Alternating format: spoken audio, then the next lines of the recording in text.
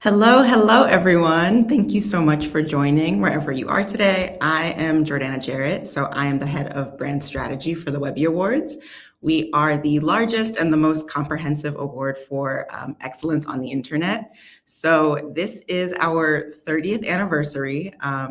This season we're really celebrating what we're big on. So from podcasts to social campaigns to amazing, amazing creators. So I just have to give like a quick little plug. If you're working in this space, our early entry deadline is October 24th. But really on to why we're here today for the Black and Viral panel. So, so much of what we love online today and as part of culture at large is shaped by Black creativity and Black people. We, move the internet, we pioneer styles, conversations, and formats way, way before it really catches in the algorithm. But too often our stories and our icons don't necessarily receive the flowers that they deserve, which is why we really launched Black and Viral alongside the NAACP. So last year we launched it to really, celebrate Black creators, give them their flowers, really celebrate people who are shifting culture, but, don't necessarily always get the flowers that they have, and really have honest conversations about what's going on behind the scenes. So I'm so excited for today's panelists. They really embody all of what this program is about. So I would like to welcome to the stage Franchesca Ramsey. They are an actor, writer, public speaker, and content creator whose work really spans every medium, from her web series, MTV's Decoded way back in the day, which won multiple awards, including a Webby Award, the Larry Wilmore Show, where she worked as a writer and correspondent, the iCarly reboot, where she worked as a writer and co-producer, and now the co-host of the Let Me Fix It podcast. Welcome, Franchesca. Hi, thanks for having me. Hi, thank you so much for joining. So great to have you. The next panelist I would like to welcome to the stage is Scott Evans. So he is an acclaimed TV personality, creator, and the host of the Webby Award-winning talk show, House Guest. So he invites the most influential names in culture to really hang out, play games, get really candid, as also a very, very talented host of Access Hollywood and Access Daily. Scott, welcome to the stage. What I do? So happy to have you. And then finally, my last panelist is Vanessa Mbonu. So she is the Vice President of Marketing at the NAACP, where she leads, powerful campaigns that are amplifying social justice, really protecting Black lives online. Plus, she is the creator of our Black and Viral series. So welcome, Vanessa. Hi. I'm so excited to have all of y'all.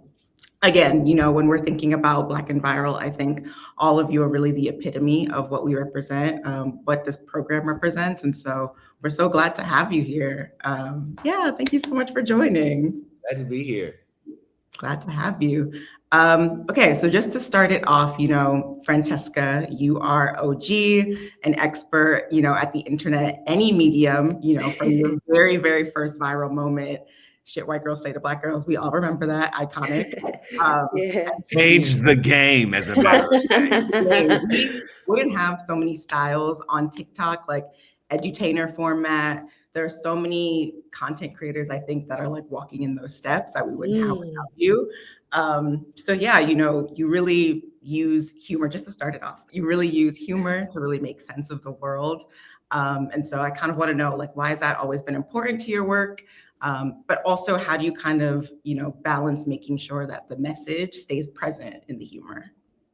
I mean, I think the thing that's really powerful about humor is that it can expose our lived realities in a way that feels comfortable and inviting.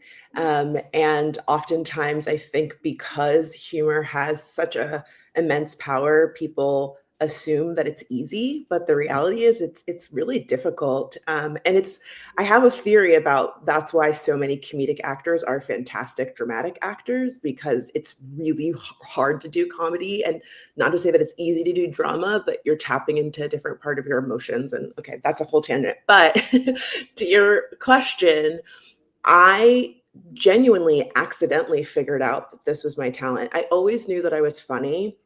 I went to acting school. I went to performing arts middle and high school. I went to acting college. I've always been an impressionist and a musician, and that's always been a passion of mine. But when I made Shit White Girls Say to Black Girls, I just thought I was making a video about my personal experience. Little did I know that I had accidentally made a 2-minute dissertation about microaggressions. And that really unlocked something for me, where I started to refocus my content to talk about important issues through a comedic lens, because I saw the power in that.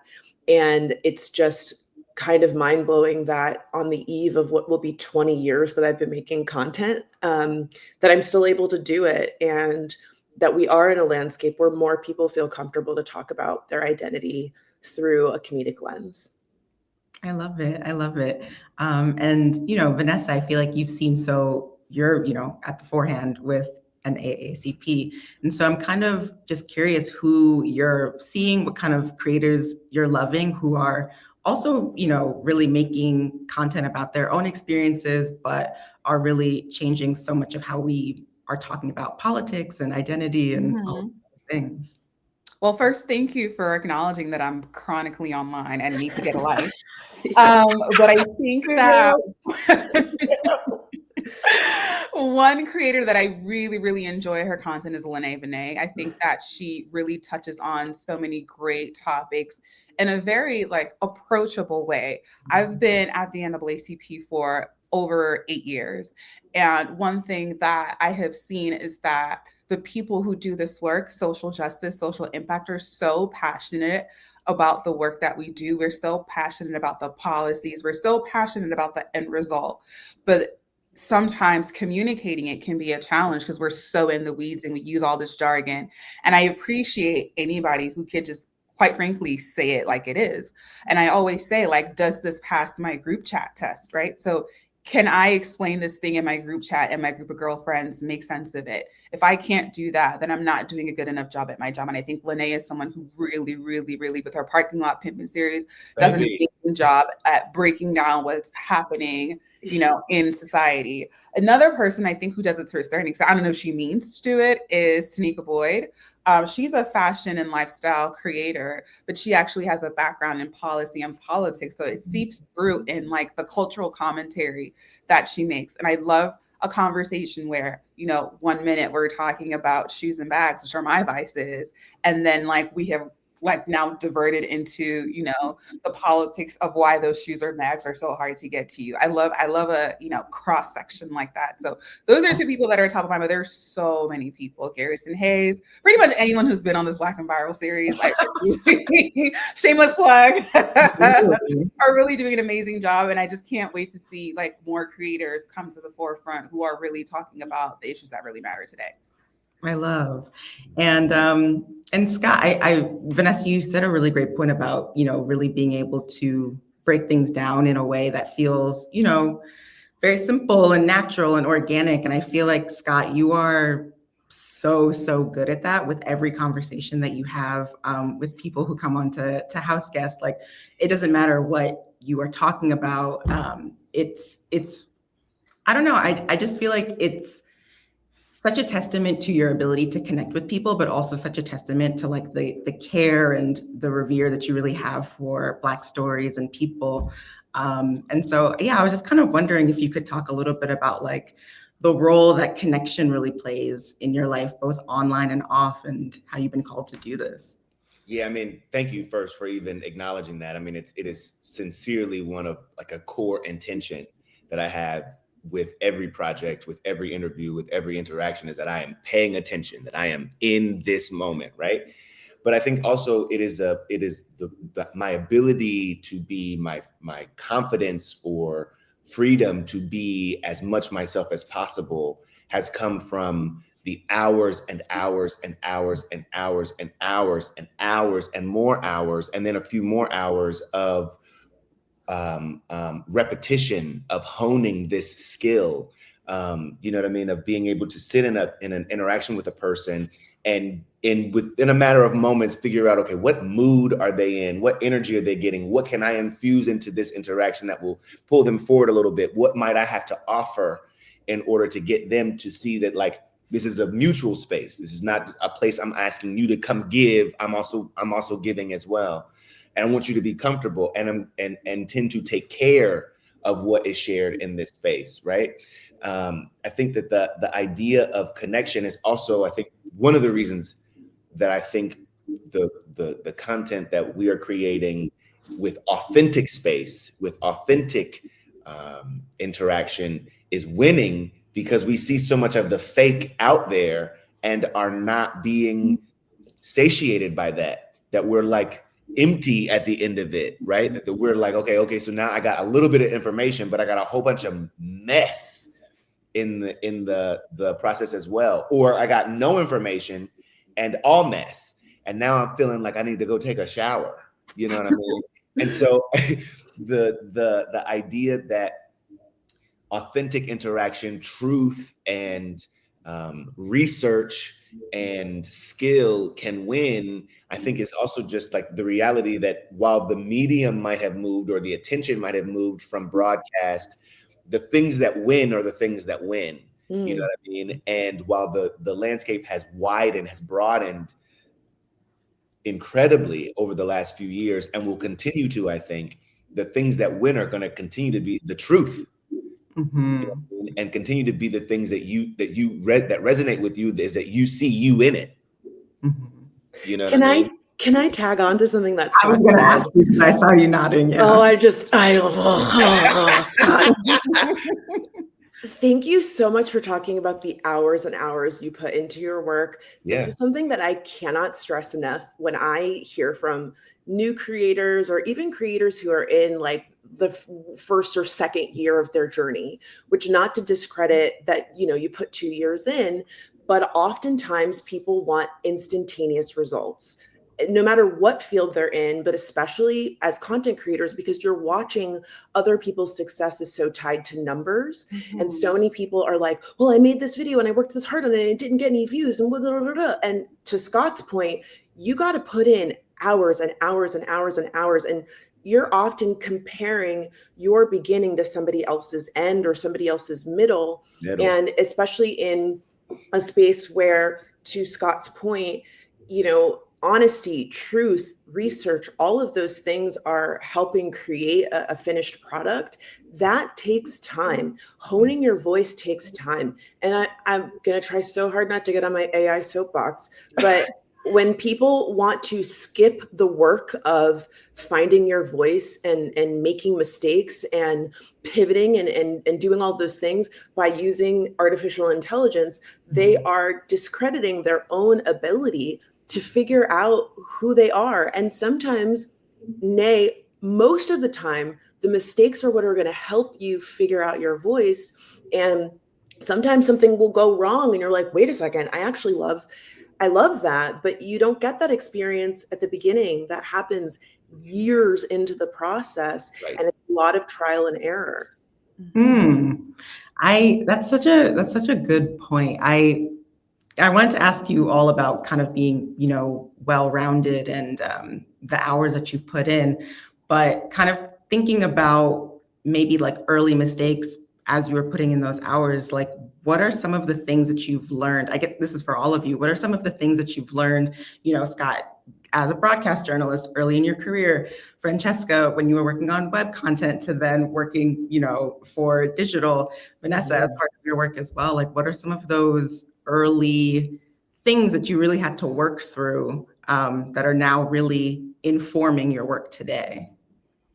Trusting Scott, my gut. Yeah, go for it. No, I was going to say, to keep it really simple, trusting my gut. Like I had to, but I also had to, working in a traditional big three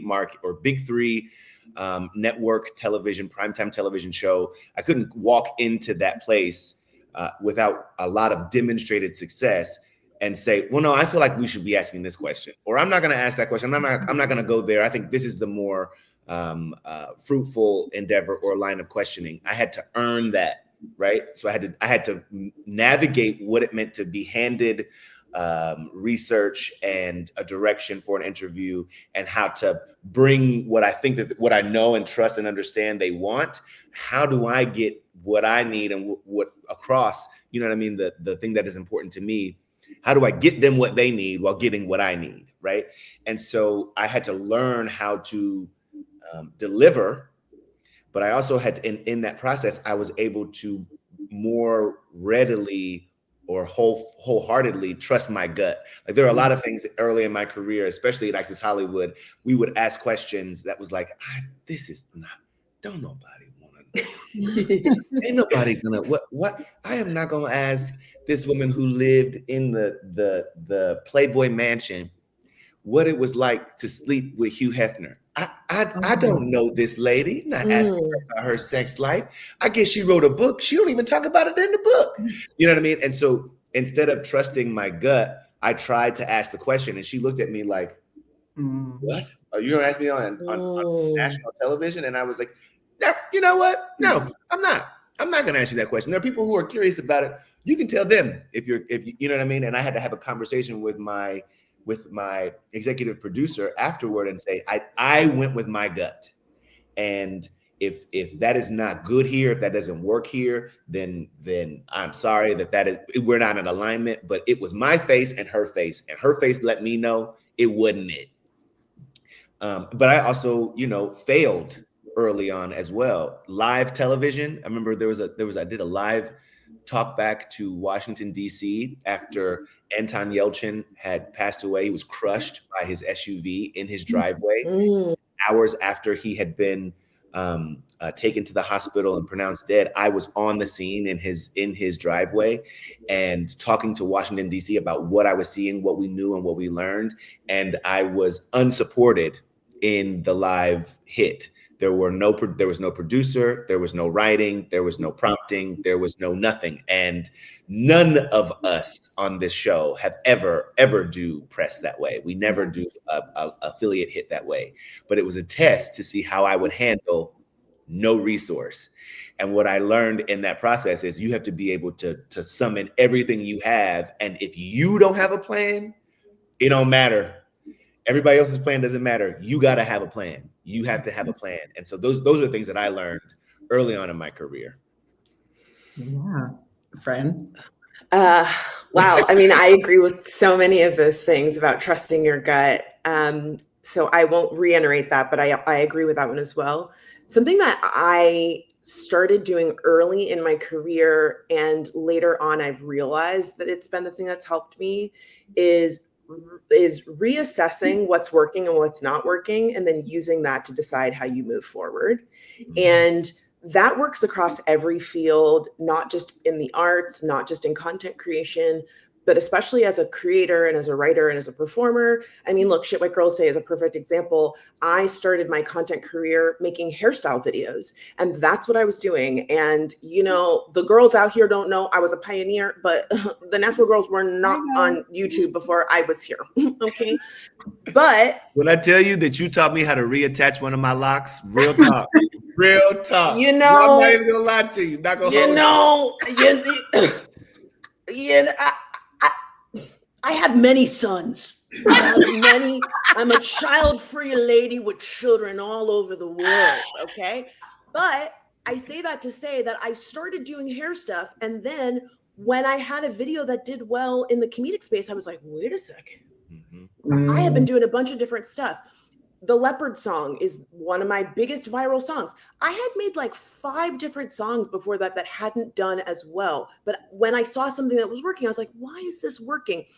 And so I often see people say, oh, I've been doing videos for this long and it's not working. And then I go to their page and I'm like, you're doing the same thing over and over and over and over and over again. If it's not working, you need to do something different. And then when something does work, I don't care if you get 1,000 views and you usually get 10, or you get 1,000,000 views and you usually get 50. Why did that thing work, and how can we replicate that? And I would argue that goes for relationships, for, romantic, platonic, professional relationships, where if something's not working, it's easy to say, well, it's not working because the algorithm, I'm shadow banned, or maybe you need to look at what you've put into this. And if it's not working, how can you change, and how can you adapt? And I think, especially when we talk about longevity, again, in any industry, you have to be willing to adapt, whether that's a new platform, new technology, new collaborators, new language. And I think I in the past had the challenge of like, oh, jack of all trades, master of none. But in reality, I can do a lot of things, and thank God I can, because when, the Writers Guild went on strike, I was like, well, I'm going to host this podcast. When, TikTok might go away, I was like, well, thank God I sold a pilot. Like, I've just always been like, all right, what else can I do? And I think more creative people need to be okay with acknowledging sometimes you're going to have to make a change. Sometimes things not working and you're going to have to do something different through no fault of your own, but being willing to adapt is going to save you in the long run. Yep. Yeah, I agree. And I think I can touch on that from a kind of like corporate lens as well, is that I think society as a whole is obsessed with the final product and is not interested in any way, shape, or form in the journey. And I think that's why we're finding ourselves in this sticky DEI situation that we're in, right? It's because everyone woke up this year and was like, I reached DEI. No, sir, you didn't. That's not how it works. Like, you can never reach diversity. You can never reach equity and inclusion. Like, you have to continuously work at it. And I think something that Scott said is so important, because I have a background as a journalist as well. I also come from a West African family. And so no is something that I heard a lot. It doesn't faze me anymore. And I think so many people are just scared of rejection and scared of hearing no, when honestly, you should be scared of hearing yes, because that means you actually got to go do the thing. Now you got to do hard. That's hard. If someone gives you money to do something, you have to pull through, like you have to deliver. And that is very hard. And so if you paid attention to the journey, and if you paid attention to the people who are doing the thing, who've done the thing before you, and when they're saying things like this, like, you might learn a little something that really grinds my gears when I hear it, is the feedback that people often, younger people give when they go to conferences that are supposed to help them with either content creation or tech or whatever it is that they're trying to do. And they come back and they say, well, I feel like I wasted my money, or I didn't hear what I wanted to hear, or it was surface level. And I'm like, that's what you took from it, but you did yourself a disservice, because you might be an aspiring software engineer, aspiring content creator, aspiring whatever, but you're something today. And so if you went and whatever was said on the main stage panel didn't appeal to you, you are in a room with like 1,500, 2,000 other people that are something today. And so how are you working on being a better whatever it is that you are today? Because that's going to help you get to the next step. And so whether you're a content creator, journalist, 9 to 5, or whatever it is, like, you should always try and get the best experience from what you're doing. And it's never going to happen that someone is going to come to you and just hand it to you on a silver platter. Like, you have to take what you can get, and you have to be prepared to eventually hear that yes. It'll come. It might not come in the 2 years or the 5 years or the 10 years, but the point of listening twice as much as you speak, and I'm a certified yapper, okay? But the best thing that I've ever done in my career was just to shut up and listen to other people.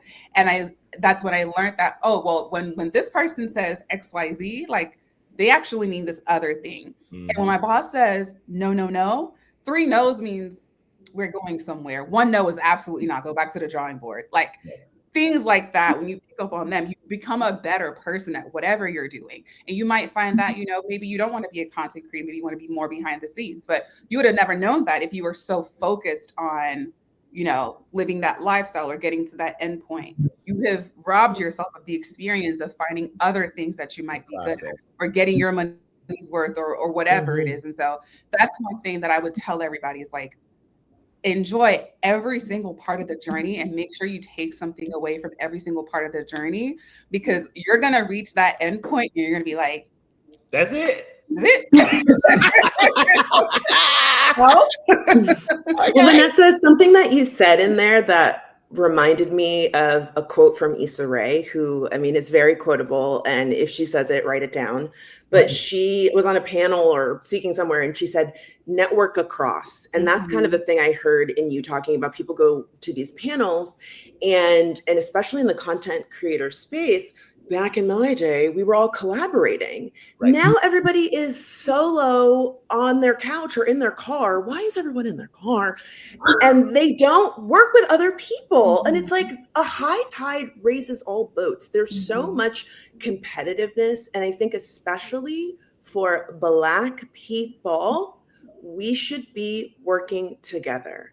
And that does not mean that you just, lower yourself to work with anybody. But if there's somebody who has a skill that you don't have, and you have a skill that you can bring to the table, you guys should be working together. And Vanessa, to your point about people going to these workshops and conferences and saying I didn't get anything out of it, oftentimes people are expecting the celebrity on stage to give them some insight that's going to help their career. And to your point, there are people in that room that 3 years from now, 5 years from now, you don't know where they're going to be. And Scott and I can probably tell you so many people that we came up with.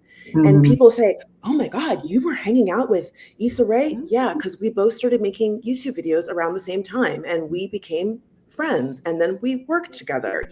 So it's not to say that you should be working with people in hopes of like, oh, I hope this person becomes famous and successful so I can ride their coattails. But like, if I'm winning, if you're winning, I'm winning too, and vice versa. And I think too many people, especially because we live in a white supremacist society that says there can only be one, too many Black people are acting like it's Highlander out here. And it's not the case. Like all of us, many of us can win.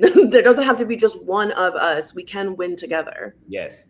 I also, to piggyback on that, and I think what will help aid in the success of people who are seeking to network period, to collaborate, instead of only looking at, okay, what do you need in order to be successful? What do you want in order to be successful? It's also, what do I do so well? What can I offer? Because I think that once you shift your perspective from what do I want, what do I need, and you shift that to what do I have, what am I developing, what have I perfected, you will find it will be drawn to you. I know that sounds crazy as hell, but when you shift your perspective from the thing you don't have and the thing that you still need to what you are developing, what you're building, what you've perfected, you will find ways to plug those things in. You will be paying attention to ways to plug those things in, to further them, and it pays back dividends. The idea that you go to a conference or you are on an online panel or you are on a Slack group and you're not getting anything out of it. Have you become really clear, like super crystal clear about what it is you even want to get out of it? Right? Have you sat with yourself with some time before you got to that conference or after day one and said, okay, so here are the things that this conference is about. What pillars can I be like, this is what I want to leave with. This is what I want to experience. This is what how I want to show my expertise in these spaces. If you haven't had those conversations with you, you're actually not even, I would venture to say, you're probably not ever going to get really what you want out of those experiences because it's not clear to you what you want out of experiences beyond getting to Issa, getting to Larry, getting to Franchesca. Do you know what I mean? So I think the idea that clarity, being able to get to your place of clarity, which means knowing what you want, but also more importantly, knowing what you offer. I think we're going to be doing a hamster. What's it? The hamster wheel. Be clear about that. Yeah. I love that. Speaking of just being, clear about what you want, I think, which is also kind of interesting in the content creation space, like even if you are clear about your intention, clear about the message that you want to put out, sometimes the internet does its own thing, right? So I think what's really interesting is, Scott, on our prep call, you kind of said that you wanted to launch like a video series with house guests, but because you put it on YouTube, it automatically became a podcast. And that's how people are consuming it, that's just the way that the internet is working now, right? So I'm curious, both Scott and Franchesca, like, does it matter to you how people consume or experience your work? Like, how do you navigate that? And like if sometimes your intention for something and the way that it lives online or breathes online can be out of alignment. So how do you kind of mitigate that or navigate it? Yeah, it's so interesting because when TikTok was really popping off during the pandemic, I was so resistant. I was like, I don't need to join another social app. Video on your phone, not me. Like, I was such a snooty, like, My I, camera just did that. My spirit must be yes. in agreement. Let me tell you how my soul was saying yes, but I was Yes. trying not to. I just Yeah. was like, couldn't be me. I will never make videos on my phone. And now here I am, somebody that like really enjoys TikTok. And so for me, like I'm all about like the platforms are great, but if you have a great message and you're clear on your vision, it's going to connect with people in the way that it's supposed to. Um, and I think that you just have to be, in terms of, you can't control what the internet is going to do. I always tell people you just have to focus on doing what you know is to be right. And if I can stand 10 toes down in the content that I'm creating, then whatever is going to happen is going to happen. But I will also add to that, there's nothing wrong with admitting when you get something wrong or you make a mistake. We are all human. And I'm of the mind that if more people were willing to acknowledge when they got something wrong, in my experience, because I have made mistakes, people, for the most part, if you're really honest and say, like, hey, I did screw up, I'm going to try to be better, people will move on. It's when you double down and you say that, you didn't get it wrong and everybody is a hater and anyone who said something about you is poor. It's like, what does my money have to do? Like, you just got this thing wrong. You're dead ass wrong though. Literally, it's like, you're ugly and you ain't got no. It's like, just, you said a slur. Like, just don't say the slur anymore.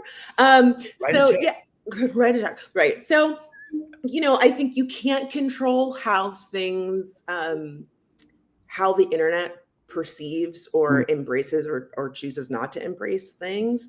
But kind of what Scott was saying, just to reiterate, when you are clear on who you are and what your values are, what strangers on the internet say about you, and this is also in the workplace or your family, oh, you got a little friend, oh, you got a little job. Like when they say those things, if you know who you are, it's like, okay, well, that's how you feel. I really like what I'm doing. I really like the work that I'm making. And I think the internet of it all, the reality is a lot of people go to the internet for validation that they are lacking in their real lives. And that's when your feelings really get hurt. And so, And they will get hurt. Oh, they'll humble you real quick. Real quick. Your friends and family, they will do it real quick. You know what I mean? I cannot agree with you more about the understanding of being clear about and feeling good about what the work that you do and putting it out because you feel good about it, not because you need someone to say that was really good or that was really funny or that was really hot or poignant or whatever. I think the idea also that it should be happening immediately, the response that you desire should be happening immediately. If you're not willing to put in hours and hours and hours with no one noticing, then you may want to rethink what it is you really want to be doing, because it may take years of posting before it really clicks, or before, and really what's happening there is not that it's not clicking, is that you are perfecting and honing in on your voice and what you mean to be saying and how you say it. You are gradually getting better and better. Not that it's taking a whole lot of time for people to notice, but that you are it is better to be failing in private with fewer eyes than to be going viral regularly for the wrong things. Like you don't, I don't know that anyone necessarily, there are some, I suppose, most people necessarily don't want that to be their outcome. I think as far as putting the thing out, and then, we wanted to develop a television show. We wanted to develop, and honestly, if I'm gonna be really real, I don't know if I've ever said this before, but House Guest happened because I wanted to practice what it would be to host a late night show. House Guest happened because I wanted to. You heard it here first. Wow. Breaking news. Book it. Let's book it. I wanted to know what does it feel like to host your own show? What would your own show look like, Scott? And it was less about what people care about it and more about like, how would you move through a monologue? Is that important to you in this format? How would you shift the idea of daytime and nighttime? How do you practice, right? How do you get your hours up? And was initially failing with nobody watching. And then we put it on YouTube and it was like people immediately started watching. And I was like, oh, there goes the opportunity to fail without, with low views, right? But what I was also surprised by is that people's adoption of this thing was like, we want to see you in the raw. We want to see you in the unperfected, not super slick. We want to see you totally yourself. And while I was comfortable with that, I didn't know that's necessarily what the audience was wanting. And so the reality is when you publish work outside of a book, like an actual book, you are going to be able to refine that as you go. You know, even with a book, there are re-edits and opportunities to republish. But I think that the idea that it's yours, it's only yours, and it has to be dealt with only the way that you see, you have to be willing to release that, especially in a digital age, because it's just not going to be. Even artists, recording artists and performing artists, they are realizing that the work that they put out is going to be taken a different way. Franchesca, when I tell you the video that you did about Jennifer Lopez and being able to have an experience in life with the kind of confidence that you can't tell me I didn't kill that note. It's dead flat on the floor, but you can't tell me it wasn't beautiful. Yes. It wasn't the hardest working note in the room. It's so real. Like a level of Delulu is necessary. And I will never forget, I went to South by Southwest. I think it was, I don't know, 2018, maybe 2018. And I met this creator who, candidly, I didn't see it for. I didn't get it. I was like, why is she so popular? I was like, I'm funnier than her. Like, she's whatever. And I met her at a party and she was so nice because of course she was. And I was like, ugh. And I started talking to her and I was like, I'm just curious, like, what's your process? I just was so curious. And she just said, you know what? I put up a video, I post it and I move on. And I was stopped in my tracks because the realization was that I would labor over things to such a degree that suddenly it would be like, oh, I made this thing. I spent a month ruminating on it and then I didn't post it and I kept noodling with it and trying to get it perfect. And in that amount of time, the girl that I was looking at, she's not that great, was just bam, bam, bam, bam, just getting those hours, just pounding the pavement, trying new things. Yep. It was a really humbling moment for me because I realized I had been writing a narrative about somebody that I didn't know who was doing the thing I wanted to do instead of actually doing my own work. I was wasting valuable time thinking about what this person was doing who didn't even know I existed. Meanwhile, here I am at a party and she's giving me advice. So that worked. I'm telling you, as long as I live and breathe, I put that into action after I met her. And it was bam, bam, bam. All these things started happening for me. And I tell that story all the time because when I was in acting school, I had a teacher who said to me, when you're watching a movie, the character that you're usually the most critical of is the one you wish you could play. And it really, I opened my eyes and I see it all the time. So yes, I can make, a tongue-in-cheek joke about J-Lo's musical skills, but I also cannot deny that she works her ass off. And I would love to have a career like hers. And what can I learn from her? She is in that gym. She is reading scripts. She is going to auditions. She's doing those dances. And it doesn't matter what I think about her. She is a success because she has defined success for herself. And so that is what I think, again, especially Black folks who often are not seen as valued until some white person says that you're valuable or until a white person rips you off. You have to decide, what does success look like for myself and put that work in and not need the external validation to tell you that you're successful. No, baby, I'm successful. I don't care how you feel about it. I know the work that I put in and I'm getting the results for myself. I love it.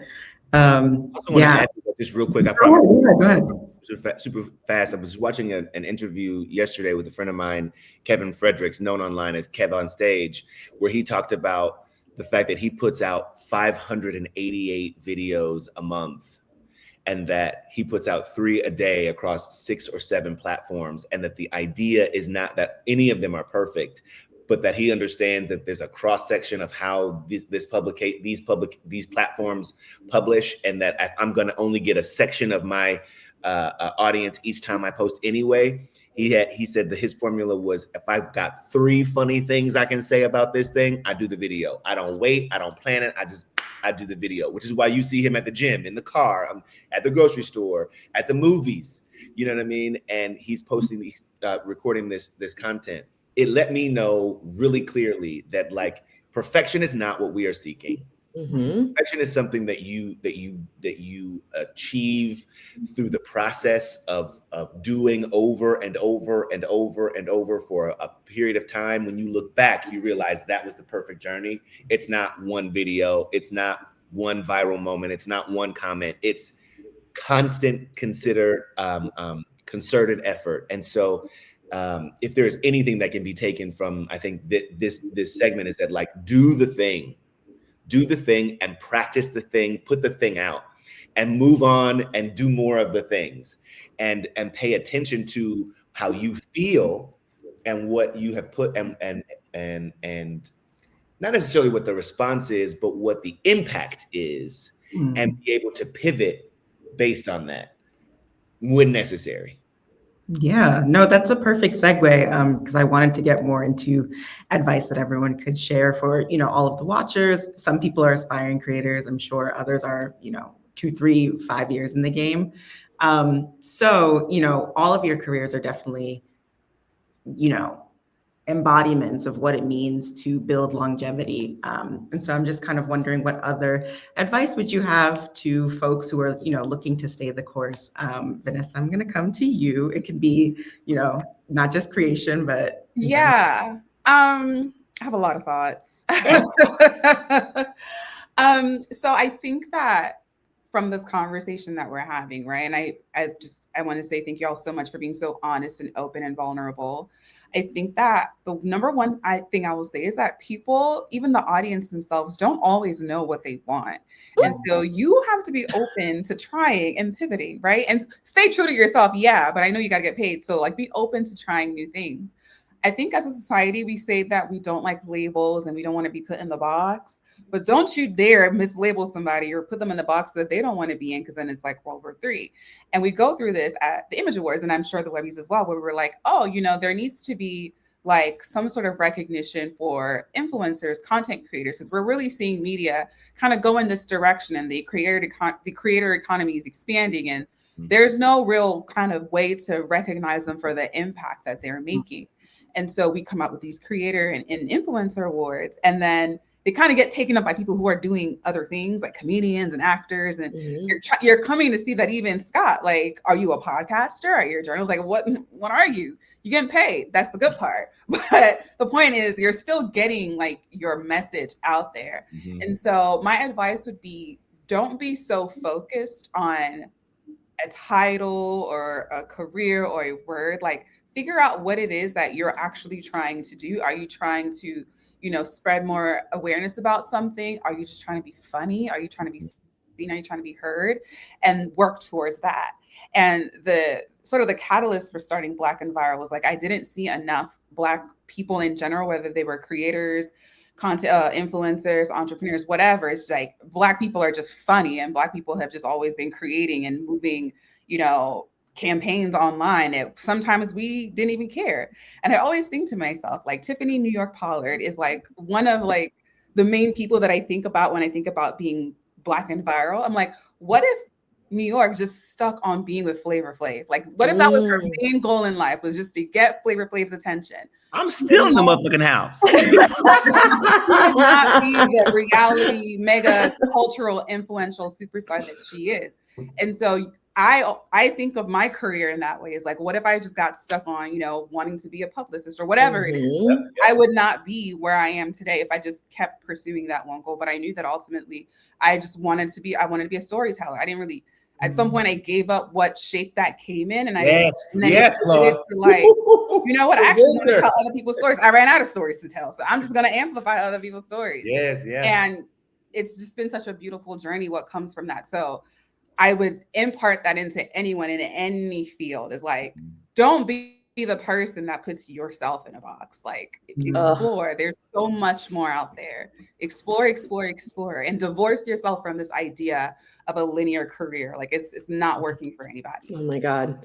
Yes. Where is the line? Where is linear? Where is the line? Oh, I loved so many of the things that you said in there. I want to piggyback on that thought, because I always bring up Issa Rae as an example. I've now said her name twice. But when she stopped doing Awkward Black Girl, people were so pissed. They were like, "Where is Awkward Black Girl? How dare you?" And I remember when she announced the title of Insecure, because HBO's development is notoriously lengthy. She was in development for like 7 years. I remember people being like, "I hate this title. What is this? And then it came out and everyone loved it. So to your point about like, you have to do what you want to do. Quinta Brunson is another one. When she left BuzzFeed, people were like, "I can't believe she's leaving BuzzFeed." When she left Black Lady Sketch Show, why is she leaving Black Lady Sketch? Because she's going to give you like the best sitcom that we've had in the past like 10 years. If you are beholden to what the audience tells you to do, what your parents tell you to do, what your classmates tell you to do, if you're listening to what everybody else is doing, you might miss out on the thing that you were really meant to do. So Vanessa, yes, exactly. I'm going to reiterate a thing that Scott said that I believe wholeheartedly is you have to be generous with your knowledge and with your talents. You should pour back into people. That is a secret that I have learned. And again, I don't do it because I want credit. I just love seeing other people win. And when you are generous with your talent, with your time, your knowledge, it does come back to you. Now, to be fair, I'm not telling you work for free. Okay. Right. Like, you should be compensated for your time. But if somebody says, "Oh, I'm looking for a da da da da," you know what? I know somebody. Let me send an email. Something I'm really good for is if I have to turn down a job opportunity, I always say, "Are you open to me recommending some people?" I love to slide up in the DM and say, "Guess what? I got a job for you. Yes. I got some money for you." You know, like, I got some money. Like, if somebody is coming to me with a project and I could do it by myself, but I know that I have a friend who's a great writer or a comedian who's really good at punch up, I'm going to say, "Is there any room in the budget to just like give me 2 extra people?" And it always will come back to you. It might not be in a year. It might not be in 6 months. Sometimes it's like 3 or 4 years down the line where somebody says, "I know the right person for that job. It's Scott. We worked together 10 years ago." And I can't tell you, I had somebody recently who offered to give me some merch advice because I launched merch, and I had a sit down with her, and she said, "You know, 7 years ago, I spoke on a panel and you came up to me and you said, 'You were so good. I hope that you keep hosting. You really have a talent.'" And I was like, "I don't remember, but that sounds like me." That sounds like something I would do. And she was like, "It really spoke life to me. And so that is why I'm happy to spend 2 hours giving you advice." And this was something that happened 7 years ago. I don't remember saying this to her. It always comes back to you. So don't be stingy with your knowledge. If you see something in somebody, like, nurture it, because you never know where it's going to lead them and how it's going to help all of us, but it will also come back to you. Yes, I'm going to come to you, Scott, before we open it up for questions. Yeah, no, I mean, this is like, one, thank you. This is like such a good, I didn't have access to these things when I was starting my career. I'm not saying that they didn't exist, but I didn't have, I wasn't in rooms where people were giving this kind of insight into their careers, into the wins, the pitfalls. Everybody was still kind of stunting. And it was like, watch me, you know what I mean? Watch me. Yeah, you know what I mean? It wasn't really like, okay, share. How do we share? We had to create those spaces oftentimes. So thank you for even putting this together. Truly, I feel like it's a game changing kind of experience. I hope for people who are watching and involved.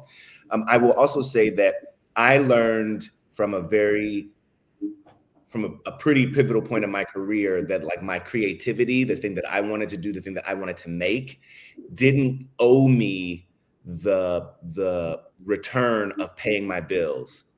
Certainly not like at first, right? That like my video content, my own publishing content didn't owe me my mortgage, didn't owe me my car payment. Like it just needed to be created. Right. And so the idea of, I'm launching this podcast and I need 5 brands to pay for it off top, and you've never done a podcast before, or you've only done one other podcast before, can sometimes stifle the process of like just creating the work that you mean to create. So I would say, one of the first things that I did that really helped me get clear on that idea, I read Elizabeth Gilbert's Elizabeth Gilbert's Big Magic. And it was Elizabeth Gilbert also wrote Eat, Pray, Love. Pray, Love.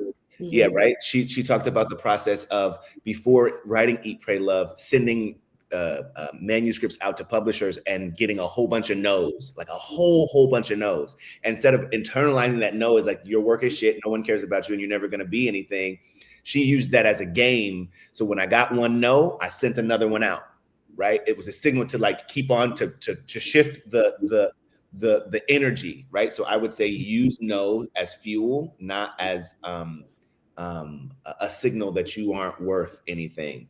I think also the idea that you should be, because you have these ideas to create, this content to create, that you must then also, all of your time must be consumed by it. So you must quit your job in order to do that. You must quit your day job or the thing that is allowing you to pay your bills in order to do that. Baby, in this economy, that is not advice. No, it's about finding the ways, the pockets of time, creating the pockets of time, maybe getting up early, staying up a little bit later, not going to certain other things so that you can create the thing that you mean to create and also pay your bills. With the kinds of the current state of things, as people are losing their jobs, whole departments are going away in failed swoops in one meeting. Like, we don't really have that. We need you to be funded. And we need you to be publishing, not one or the other. Do you know what I mean? So I would say find ways to create while you are at the job. Is it content that you can create where you can do it at work? I mean, I don't know. Don't get fired, guys. Yeah. I have seen so many people live streaming at work, and then the next video is, hey guys, so I lost my job. Do it after work hours, please. I'm just saying, if you a dental assistant, you know what I mean? You probably shouldn't be like, okay. Yeah.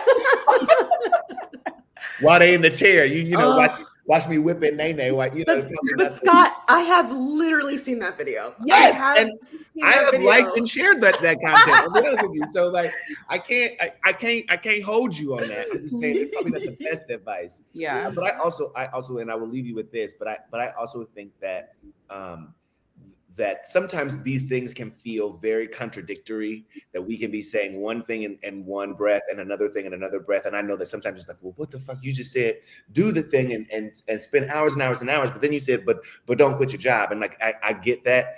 At the end of the day, you have to be so in tune with who and what you are and what you mean to be creating, that you're able to pull from these experiences what you need that pushes you another week, that pushes you another project, that pushes you forward another little bit. And then hopefully your community, even if it's one other person, is built in such a way that it reflects to you the things that you need when you need them, and is a soft place or a safe place for you to land when you need it, so that you can keep doing the thing that you mean to be doing, regardless of what some of the advice can be sometimes. Yeah. I love this. I'm hearing be generous with your knowledge, have clarity. Clarity has come up so much. Clarity of intention with your time. Wow, I've just been getting so many nuggets, but I'm sure. Quit your day job. Don't quit your night job. Keep all the jobs you can keep. And also don't expect the thing that you're putting out, the thing that you're loving to give you something in return. Do it I because like you love that it. one. Because you love it. I love it. Yeah. We probably have time for one question for all of you, I think, because we're at 1:55. So let's see one audience question that everyone can answer. Okay, so how do you navigate? We're all squinting. How do you navigate declining projects that don't align with your values and staying paid? What do you do in between projects? I love this. This is a great question. I mean, Yeah. this goes back to the clarity thing. When we talked about saying yes, something I talk about a lot is the value in saying no, and that it's worse to say yes to the wrong thing than it is to say no to the right thing. That's just my personal philosophy. And so for me, I've always been somebody that has kept multiple plates in the air. And so while it is difficult to say no to things, especially when there's a hefty paycheck attached, I always keep myself in a position where I have other opportunities. And I always tell creative folks, don't put all your eggs in one basket. Similarly to what Scott said, I kept a day job for many years while I was creating content. And even now, I hope the platforms that I enjoy don't go away, but like, I'll be okay. Like, I always keep multiple jobs. And also just keeping the belief that that you are in a space of abundance, and that if you say no to something, it's because it's making room for the right thing to come along. And again, if it doesn't align with your values and you say yes, I'm thinking about the Riyadh Comedy Festival. There are a lot of comedians that said yes to that and have been getting lit up all over social media. And it's like, well, the check might have been worth it in the short term, but in the long term, you have damaged the relationship and the trust that you've built with your audience. And to me, that is more valuable than any check. I've been able to work this long because if I do something, I want my audience to know that feels like Franchesca. That feels like something that I know she would do. Or and the other thing I always say is like, would I feel comfortable telling my mom that I did this? That's my gut check. I'm like, hey mom, I was busting it wide open. I got like $50. Like, I would not be able to do that. My mom would look at me crazy. So I have to say, would my mom be okay with this? And if not, I'm going to have to say no. Yeah. And I think that's if you got a great relationship with your mama. Fair. That's not everybody's measure. That's right. Yeah. Not every parent is cool. Right. That is good though, because I always say if I have to explain this thing to my mom, my boss, or my partner, I don't even think it's worth it.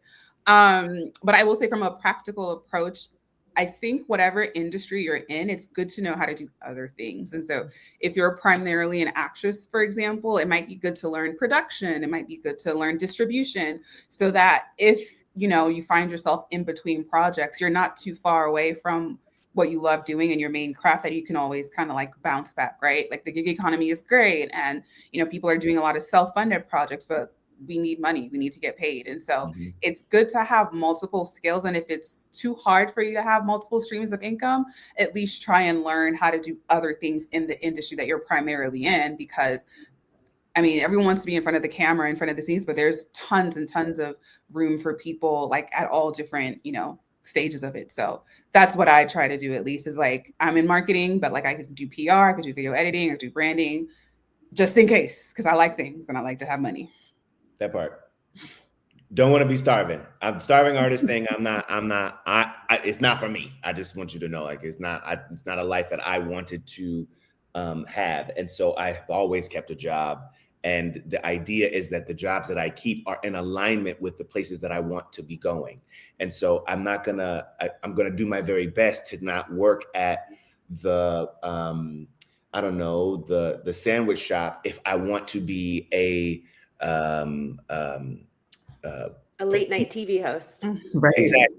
Or I'm going to make my working at a sandwich shop the career prep for my, you know what I mean? When you come into the sandwich shop, I got a monologue for you. I'm gonna be the annoying dude at the sandwich shop to everybody, so they can get this dude on TV, please. But I also will say, one, Zindi, great question, because I think that it's the in-between time that really many of us, I would say all of us, struggle with, especially at the beginning, because it's like, okay, well, when is the next one going to come in? Or I'm working on these other projects, but I can't really get them to go without the funding from some of these other things. I think that some of the time that between the bigger projects or the bigger checks, I spend in personal development or self-care, like extreme self-care, because what can happen sometimes is like when it rains, it pours. So you get 4 or 5 big things at one time, and that's for 2 months. And then you take a whole bunch of months, whole bunch of weeks where nothing really comes in. And so instead of stressing about that, I'm thankful for that opportunity to recenter, to reconnect with friends and family, to work on some personal development as well as professional development. And then that time off, or those time between projects, doesn't really feel like time between projects. It feels like time well spent. I'll say that. But I think declining projects, Tabitha Brown said something to me a couple months ago where she said, no, I'm not going to promote anything that I don't actually use. I'm not going to partner in any ways with products, services, brands that I don't actually use. You will never see me selling you something or representing something that I don't think is the bee's knees, I think is what she said. Because, it's her business.